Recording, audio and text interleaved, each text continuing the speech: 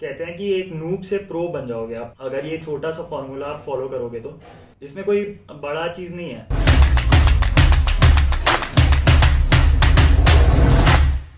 Hi guys, this is Shreyans Goel and welcome to my YouTube channel. So currently I'm working as a software engineer at Techion and सबसे पहले आप लोग को happy Diwali. मैं आशा करता हूँ ये दिवाली आपके घरों में खुशियाँ लेके आए। तो आप मुझे बस 21 दिन दीजिए एंड 21 दिन में मैं आपको एक स्मूथ कोडिंग पाथ दूंगा जिससे आप कोडिंग जर्नी को बहुत अच्छा कर पाओगे। क्योंकि 21 दिन इसलिए बोल रहा हूँ क्योंकि 21 दिन में एक हैबिट लग जाती है और वो हम हैबिट को फॉलो करने लग जाते हैं। तो 21 दिन बहुत ज़्यादा इंपॉर्टेंट है एक हैबिट को फॉर्म करने के लिए। और कोडिंग मेरे को भी जब मैंने कोडिंग स्टार्ट करा था तो मेरे को भी लगता था कि कोडिंग बहुत मुश्किल है, कोडिंग होता नहीं है। एंड मैं ये सब से गुजर चुका हूँ। मेरा कभी कभी मन किया कि यार मैं इतना कोडिंग क्यों कर रहा हूँ, मैं छोड़ देता हूँ। मैं इतनी तैयारी क्यों कर रहा हूँ, नहीं हो रहा है तो छोड़ देता हूँ, मैं दूसरा चीज़ चला जाता हूँ। अगर कोडिंग नहीं होता है तो लगता है कि जेलसी होती है या हमें गुस्सा आता है कि वो कैसे कर ले रहा है, मैं कैसे नहीं कर पा रहा हूँ। और इसका मैं यही बताऊंगा कि कोडिंग आप लोग से भी हो जाएगी बट हमें एक हैबिट फॉर्म करनी पड़ेगी। तो हैबिट फॉर्म करने के लिए मैं आपको तो कुछ आज वेज बताऊंगा कि आपको क्या क्या फॉलो करना चाहिए। तो चलिए शुरू करते हैं। तो इसमें मैं बहुत सारी गलतियां भी बताऊंगा जो लोग करते हैं एक्चुअली। इसमें ऐसा होता है कि आप एरेज उठाते हो फिर डीपी पे चले जाते हो। नहीं, आपको सीक्वेंशली करना है। पहले एरेज करिए, स्ट्रिंग्स करिए, ऐसे सीक्वेंशली करिए। अगर वो डीपी में कुछ स्टैक या हीप लग रहा है तो उसमें आपका पूरा टूट जाता है और आपको डीमोटिवेट हो जाते हो कि ये तो एरेज किया था फिर डीपी भी नहीं हो रहा है मेरे से। और एरेज और डीपी, एरेज में भी बहुत सारे डीपी के क्वेश्चन होते हैं। तो अगर आप बीच का आप लिंक ब्रेक कर दोगे तो वो गलत वे है। आपको ऐसे नहीं करना है, आपको इसको एक सीक्वेंशली करना है कि सबसे पहले डीएस के टॉपिक्स करने हैं आपको, फिर आपको एल्गोरिदम्स के टॉपिक्स में जाना है। पहले एल्गोरिदम्स को टच नहीं करना है। तो आप लोग को बहुत छोटे छोटे स्टेप्स लेने हैं एंड छोटे छोटे स्टेप्स लेके उसको फॉलो करना है ताकि आप लोग का ये जो कोडिंग जर्नी है ये आप लोग कर सको। और ऐसा नहीं है कि आपको लाइक पहले ही जंप कर जाना है सोल्यूशन पे। आप पहले ब्रूट फोर्स सोचिए पहले एंड उसके बाद आप सोचिए कि इसका करेक्ट ऑप्टिमाइज सोल्यूशन क्या होगा। आप ये नहीं कि ऑप्टिमाइज ही सोचोगे तो ब्रूट फोर्स में भी आप छूट जाओगे और आप सोल्यूशन ऑप्टिमाइज ला नहीं पाओगे। तो जो जो स्टेप्स होते हैं, जो जो बेसिक स्टेप्स होते हैं हमें अच्छा परफॉर्म करने के लिए, वो यही होता है कि आपको सोल्यूशन जो है वो ब्रूट फोर्स से सोचना पड़ेगा, वो स्टार्टिंग से सोचना पड़ेगा कि कैसे होता है। अगर आप डीबी वगैरह के भी क्वेश्चंस करते हो तो उसमें सब में आपको एक ब्रूट फोर्स एल्गोरिदम दिया जाता है पहले। तो ये सब अगर आप करोगे कि जो सोल्यूशन है वो आप अच्छे से सोचोगे, ब्रूट फोर्स वे में करोगे, तो आपको ये डायरेक्टली जंप नहीं करना है सोल्यूशन पे कि अच्छा ये ऐसे होगा सोल्यूशन। तो जो आपको सोल्यूशन दिया जाता है उसको आप छोटे छोटे ब्रेक कर दीजिए। ब्रेक करके आप सोचिए कि अच्छा इसको ऐसे, पहले इसको ऐसे सॉल्व कर सकते हैं, फिर इसको ऐसे अप्रोच कर सकते हैं। बहुत लोगों को प्रॉब्लम जो होती है वो प्रॉब्लम इम्प्लीमेंटेशन में होती है। तो इम्प्लीमेंटेशन के लिए हमें पहले ब्रूट फोर्स सोचना है जिसमें हो सकता है कि एन स्क्वायर का अप्रोच लग रहा हो, फिर एन लॉग एन का लगेगा, फिर एन का लगेगा। तो हमें ऐसा नहीं कि जंप कर जाना है। और ऐसे इंटरव्यू में आपको 30 मिनट्स दिया जाता है और अगर वो क्वेश्चन आप 30 मिनट्स में नहीं कर पाते हो, कोई भी सोल्यूशन नहीं दे पाते हो, अगर आप सोचोगे कि मैं इसका बेस्ट सोल्यूशन ही दूंगा तो आप कोई भी सोल्यूशन नहीं दे पाओगे वो 30 मिनट्स में। एंड आप बस टाइम में आप लूज करोगे। तो मैं यही बोलूंगा कि आपको एटलीस्ट ब्रूट फोर्स सोचना है पहले। ब्रूट फोर्स सोचना है कि अच्छा ये ब्रूट फोर्स ये अप्रोच है। तो जैसे मैं आपको एक एग्जांपल देता हूँ। जैसे अगर हम वोकैबुलरी पढ़ रहे हैं, अगर मैं एक नया वर्ड आपको बोला कि टी टोलर, ये आपको नया वर्ड जो है ये आपको लाइक एक बार में तो याद नहीं होगा।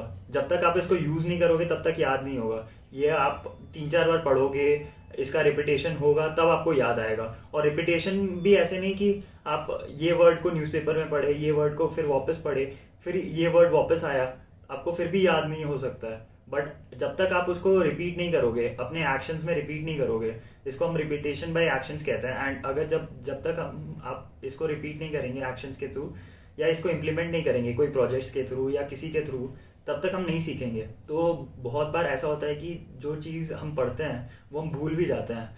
लाइक ये कोडिंग क्वेश्चन हमने किया होगा जो आज इंटरव्यू में आया है, बट वो कोडिंग क्वेश्चन हम भूल चुके हैं। हमें याद ही नहीं है कि वो कोडिंग क्वेश्चन करते कैसे हैं। तो ऐसा भी होता है। तो इसके लिए हम यही करेंगे कि इसको हम सॉल्व करेंगे और इसका जो प्रैक्टिकल यूज़ है ना, इसको हम कोई प्रोजेक्ट्स में यूज़ करेंगे या हम कुछ एप्लीकेशन बना रहे हैं हम उसको यूज़ करेंगे। और यही वोकैबुलरी के साथ भी ऐसे ही कि हम कोई सेंटेंस में अगर यूज़ करते हैं तब हमें याद रहता है अच्छा ये हमने ये सेंटेंस में यूज़ किया था। और इसमें भी हम ऐसे करेंगे कि हम इसको यूज़ करेंगे, इसको कोई प्रॉब्लम में यूज़ करेंगे, कोई प्रॉब्लम में ऐसे सॉल्व करेंगे, उसका एप्लीकेशन देखेंगे, तब हमें समझ में आएगा अच्छा ये इस एप्लीकेशन में यूज़ होता है। फिर वो एप्लीकेशन अगर वापस आ गया तो आपको ये याद रहेगा कि अच्छा मैंने तो इसको इस एप्लीकेशन में यूज़ किया था। अगर इस एप्लीकेशन का वेरिएशन आता है तो आप सोचोगे अच्छा ये हो सकता है ये अप्रोच यूज़ हो। ज़रूरी नहीं है कि ये अप्रोच यूज़ होगा, बट हो सकता है कि ऐसा अप्रोच यूज़ हो जाए। तो मैं आप लोग को यही बोलूँगा कि ये जो गलतियाँ होती है, कि ये जो फ्रीक्वेंट गलतियाँ होती है कि आप भूल जाते हो जो कोडिंग क्वेश्चन आपने सॉल्व किया हुआ है, वो आप याद कर सकते हो। और आप याद कैसे करोगे, इसको आप करके याद करोगे, आप 2-3 बार इम्प्लीमेंट करोगे तभी आपको याद आएगा। एंड हमें इसको करना पड़ेगा एक्शन के थ्रू, नहीं तो हम इसको देख लेंगे, पढ़ लेंगे, नहीं होगा वो एग्ज़ाम टाइम में आपसे सॉल्व ही नहीं होगा जब तक आप इसको करोगे नहीं, एक बार एप्लीकेशन करोगे नहीं। कुछ कुछ क्वेश्चंस होते हैं डीपी वगैरह में जो आप एक बार भी देखोगे नहीं ना, तो आपको याद नहीं आएगा। तो आपको देखना बहुत ज़रूरी है, आपको ये सब पे काम करना बहुत ज़रूरी है, क्योंकि आप एफर्ट नहीं डालोगे तो ये नहीं हो पाएगा। और 21 दिन का मैं रेफरेंस इसलिए दे रहा हूँ क्योंकि 21 दिन में एक हैबिट बनती है। तो 21 दिन अगर आप ऐसे करोगे कि जैसे आपको मान लेते हैं एक क्वेश्चन आज आपने किया एंड वो आपसे नहीं हुआ, तो आप उसको देखो, सोल्यूशन देखो। ऐसा नहीं है कि आप डिप्रेस हो जाओ उस टाइम और कुछ ना करो। आप अगर नहीं बन रहा, मैं तो ये सजेस्ट करूँगा कि 2 घंटे में उसका सोल्यूशन देख लो। और अगर सोल्यूशन देख रहे हो उसके बाद, तो मैं आपको ये बोलूँगा कि हर 3 दिन के बाद आप उसको इम्प्लीमेंट करते रहो। एंड ऐसे 7 बार इम्प्लीमेंट करो, 21 दिन में 7 बार इम्प्लीमेंट कर दोगे आप, अगर हर 3 दिन के इंटरवल पे करोगे तो वो क्वेश्चन आपके दिमाग में बैठ जाएगा, आपको याद हो जाएगा अच्छा ये ऐसे करता है।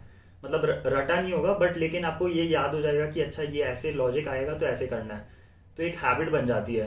तो ऐसे ही प्रैक्टिस करनी चाहिए। प्रैक्टिस बहुत लैक करता है लोगों में। मैं इंटरव्यूज़ वगैरह भी लेता हूँ तो मेरे को समझ में आता है जो प्रैक्टिस होता है, जो प्रैक्टिस चाहिए होता है कंपनीज को, वो लैक करता है। लोगों को पता रहता है अच्छा ये ऐसे सॉल्व होगा, ये इसमें बैक ट्रैकिंग लगेगी, लेकिन लोगों को पता नहीं होता है ये बैक ट्रैकिंग करेंगे कैसे। तो मैं यही बोलूँगा कि आप लोग ये सब छोटी छोटी चीज़ों पे फोकस करिए। अगर आप ये सब छोटी छोटी चीज़ों पे फोकस करोगे ना, तो ऑब्वियसली आप बहुत अच्छा कर पाओगे। कहते हैं कि एक नूब से प्रो बन जाओगे आप, अगर ये छोटा सा फॉर्मूला आप फॉलो करोगे तो। इसमें कोई बड़ा चीज़ नहीं है, बस आपको हर 3 दिन में रिवाइज करना है। और आप कोई जो चैप्टर्स है वो सब स्किप मत करिए। आप एरे, स्ट्रिंग्स, ऐसे हीप्स और सब कुछ ऐसे करते जाइए। पहले डेटा स्ट्रक्चर्स खत्म करिए, फिर एल्गोरिदम्स पे जाइए। और एल्गोरिदम्स में भी सारे क्वेश्चंस नहीं देखना है। ऐसा होता है कि बहुत सारे क्वेश्चंस नहीं आते हैं, बस आपको प्रैक्टिस करना होता है। अब आप कॉम्पिटिटिव प्रोग्रामिंग कर रहे हो तो वो अलग बात है, बट जो इंटरव्यूज़ के लिए होता है, इंटरव्यूज़ में मैंने देखा अक्सर बहुत लोग नर्वस हो जाते हैं कि अच्छा ये क्वेश्चन नहीं हो रहा है, ये क्वेश्चन ऐसे होगा। बट ऐसा नहीं होता है। इंटरव्यूज़ वैसे ही होते हैं कि आपको टेस्ट करते हैं कि अच्छा आप आधे घंटे में कर पाओगे, कितना स्पीड है आपका। तो आप लोग बोल रहे होगे कि अच्छा 30 मिनट्स का इंटरव्यू होता है, अगर मैं ब्रूट फोर्स अप्रोच सोचूं एंड फिर ऑप्टिमल अप्रोच सोचूं तो इसमें तो काफ़ी टाइम लगेगा एंड 30 मिनट्स में शायद ना हो पाए। लेकिन अगर आप सोचिए कि अगर वो प्रॉब्लम किया हुआ ही नहीं है, वो प्रॉब्लम नया है, अगर आप उनको कुछ सोल्यूशन दोगे, ब्रूट फोर्स का सोल्यूशन दोगे एटलीस्ट, तब भी आपका चांसेस थोड़ा बढ़ जाते हैं। एंड उनको लगेगा अच्छा ये प्रॉब्लम उसके लिए भी नया था, उसने एटलीस्ट ब्रूट फोर्स तो सोचा। तो इसलिए मैं बोलूँगा कि आपको ऐसे यही अप्रोच लेना चाहिए। अगर आप प्रॉब्लम सॉल्व कर रहे हो तो आपका प्रॉब्लम सॉल्विंग स्किल काफ़ी इंप्रूव होगा, क्योंकि आप सोचोगे अच्छा आप और भी केसेस सोच पाओगे। नहीं तो ऐसा होगा कि कुछ ना कुछ केस आपका मिस हो जाएगा, ऑब्वियसली फिर रिजेक्शन होगा। तो इसमें सबसे ज़्यादा इंपॉर्टेंट यही है कि प्रैक्टिस बहुत ज़्यादा इंपॉर्टेंट है। प्रैक्टिस आप खुद से ही करोगे तभी होगा। और दूसरा चीज़ जो होता है, नोट्स जो भी बना रहे हो आप, कि ये प्रॉब्लम का नोट्स बनाए कि हर आप 3 दिन के बाद रिवाइज कर रहे हो, तो वो 3 दिन के बाद रिवाइज करने के लिए आपको एक नोट्स कॉपी में लिखना पड़ता है अच्छा ये मैंने 3 दिन के बाद रिवाइज किया और ये कैसा रहा। जैसे 21 दिन में आप ये नोट्स जो होता है वो खुद से ही बनाओ, ये किसी और का नोट्स मत रेफर करो, क्योंकि सबका नोट्स अलग होता है एंड सबकी थिंकिंग प्रोसेस अलग होती है। तो और ये नोट्स सीक्वेंशियली बनाओ ताकि आपको भी याद रहे अच्छा ये ऐसे है। तो ये जो 21 दिन की बात कर रहा हूँ मैं, 21 दिन में आपको ये नहीं है कि 7-8 घंटे कोडिंग करनी है या इतनी ज़्यादा कोडिंग करनी है। बहुत लोगों के पास ये होता है कि बहुत टाइम नहीं हो पाता है कि जॉब भी कर रहे हैं एंड फिर उनको कोडिंग प्रैक्टिस भी करना है, तो ये टाइम नहीं मिल पाता है। मैं समझ पाता हूँ, बट मैं आपको ये बोल रहा हूँ कि ये जो 21 दिन की बात है, ये आप 3 से 4 घंटे आप प्रैक्टिस करिए। एंड 3 से 4 घंटे आप हर 3 दिन में आप 3 से 4 घंटे वो कोडिंग क्वेश्चंस को दीजिए हर एक रिवीजन के लिए। और सबका जो 3 दिन का गैप है वो अलग होगा, उतना तो आप कर सकते हो। 3 से 4 घंटा कोडिंग क्वेश्चन निकालने के लिए, मतलब 3 से 4 घंटा आपका निकालने के लिए बहुत बड़ी बात नहीं है। एंड आप अगर प्रैक्टिस करोगे ना, खुद से कुछ करोगे ना, तभी आपका होगा। खुद में कॉन्फिडेंस आ जाएगा। आप जब ये सब सॉल्व करोगे ना, आपको खुद कॉन्फिडेंस आ जाएगा कि अच्छा ये कॉन्फिडेंस मेरा बूस्ट हो गया एंड अब मैं कोई भी क्वेश्चन सॉल्व कर सकता हूँ। या एरेज का दे दिया या स्ट्रिंग्स का दे दिया आपको कोई भी क्वेश्चन, तो आप बोलोगे अच्छा मैं तो काफ़ी कॉन्फिडेंट हो गया हूँ क्योंकि मैंने रिवीजन भी कर लिया है। तो ऐसे रिवीजन किया जाता है। इसमें ये भी आ जाता है कि टाइम 3 से 4 घंटा भी नहीं मिल पाता है। तो अगर आप 3 से 4 घंटा भी टाइम नहीं दे पाओगे तो बहुत मुश्किल है। क्योंकि आप बड़े कोई भी एग्जाम्पल्स को देख, चाहे मुकेश अंबानी हो गया, चाहे रतन टाटा हो गए, सब चीज़ के लिए टाइम निकालते हैं। अगर आप टाइम नहीं निकालोगे तो आप नहीं सक्सेसफुल हो पाओगे, आप इतना अच्छा पैकेज नहीं निकाल पाओगे। तो मैं यही चाहूँगा कि आप टाइम दो, टाइम निकालो, ये सब मिस्टेक्स ना करो, फिर आपका जो जॉब लगेगा वो बहुत अच्छा लगेगा। एंड आपको भी बहुत अंदर से बहुत ज़्यादा खुशी होगी आप अगर ये सब चीज़ फॉलो करोगे तो। ये मैं पर्सनल एक्सपीरियंस से बता रहा हूँ। मैं बहुत लोगों को मेंटर कर चुका हूँ, ये सब उन लोगों ने फॉलो करा है एंड फिर जाके उन लोग सक्सेसफुल हुए हैं। तो आप भी ये सब फॉलो करो, ये सब मिस्टेक्स ना करो। बस आज के लिए इतना ही था। अगर आपको ये वीडियो पसंद आया तो ये वीडियो को लाइक कर दीजिए, और अगर अभी तक चैनल को सब्सक्राइब नहीं किया है तो चैनल को सब्सक्राइब कर दीजिए और बेल आइकन को भी दबा दीजिए। चलिए मिलते हैं नेक्स्ट वीडियो में। Thank you guys.